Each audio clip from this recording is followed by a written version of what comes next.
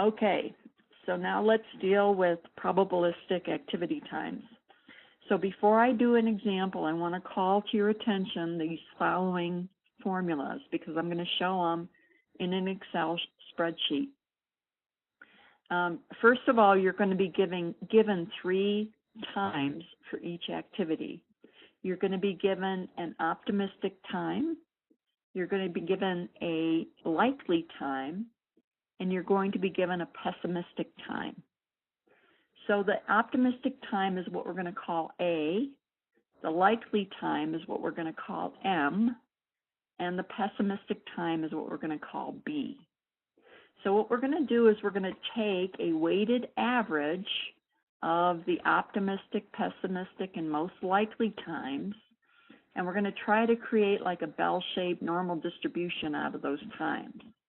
So we're going to give 1/6 weight to the optimistic and the pessimistic times, and we're going to give 2/3 weight, or 4/6, to the most likely time. All right, so the first step is you're going to convert those 3 estimates into one weighted average activity time.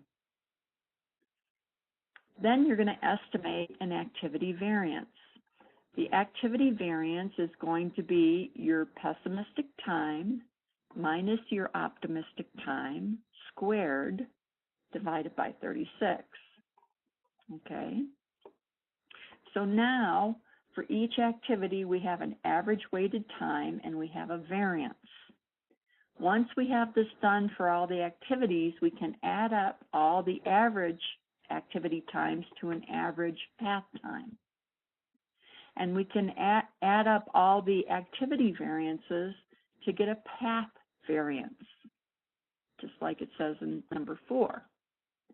Once we have a path variance, if we take the standard deviation of it, or just take the square root of the path variance, we get the path standard deviation. And then as item 6 there says, we're going to use the z-table and calculate the z, or the average standard deviations away from the average path time that a certain date is. And so what we're trying to do is we're trying to estimate the probability that the path will be done by a certain date.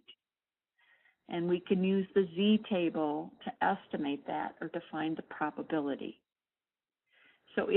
So item number 8 there, it says if we assume all paths in a network are independent, we're going to multiply all the areas or all the probabilities of each of the paths together to find the overall project probability. Okay? So I wanted to make these 8 steps explicit, and I'm going to go through each 8 of them in a minute with an example. But anyway, these are the 8 steps that you're going to follow to handle probabilistic activity times. And if you're somewhat savvy with Excel, it'll make your life a lot easier. But you don't have to use Excel. You can use, again, whatever you want, but it just makes it a little easier on Excel. So any questions on these 8 steps?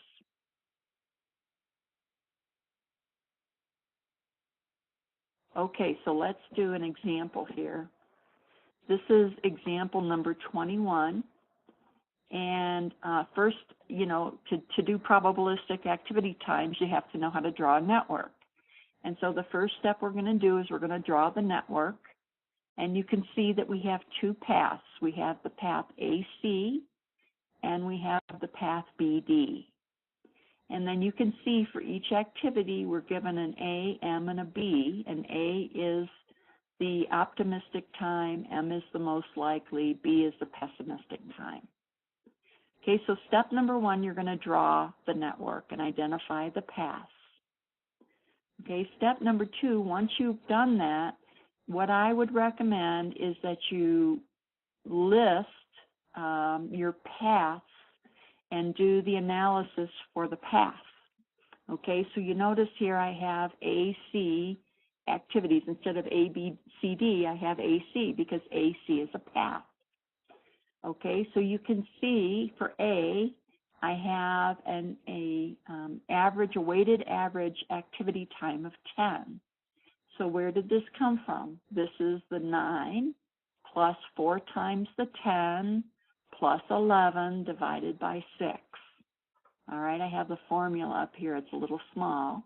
But again, what I'm doing for activity A and C is I'm just taking the weighted average of each of those 3 times and coming up with one activity time that represents, all 3 of the times given. Then once I have the activity times, I'm going to add them up to get the path time. So AC is the path, 10 plus 10 is 20, so the path AC will take 20, let's just say 20 days. Once I have the path time, then I need to calculate the variances of each activity. So this is the B minus A squared over 36. So for A, if I took 11 minus 9 squared over 36, I'd get the 0.11. Same thing with C. If I took 11 minus 9 squared over 36, I'd get the 0.11. If I add up the variances for each activity, I get a path variance of 0.22.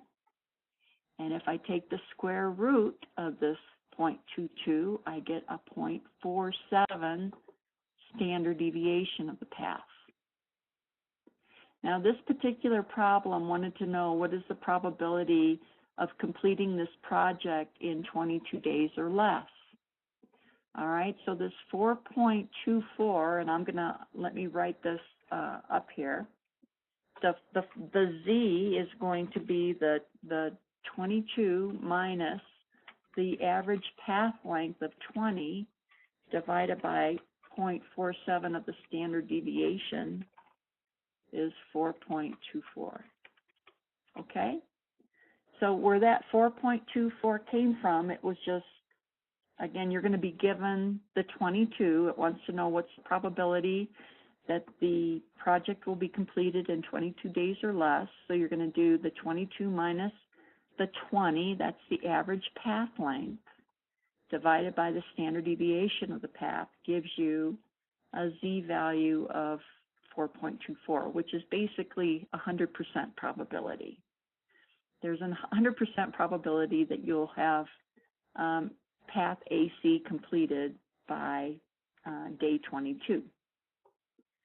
Now, for activity BD, you're going to do the same thing for that, but the Z value for BD is just going to be the 22 minus, and you can see that BD has an estimated duration of 18, but the variance is a lot greater than for AC. So if we calculate a Z value for path BD, we get a Z value of 1.78. So that means that 22 is 1.78 away from the average path length. So if you use the Z table, or again, if you want to use Excel, you can use the equal norms dist. You can find these areas. So the area that corresponds to a Z value of 4.24 is basically 1, and the area that corresponds to a 1.78 is 0.96. If we multiply 0.96 times 0.99, we get an overall probability of 96%. So the probability that these two paths will be complete by day 22 or less is 96.3%. Okay, so questions on this particular example?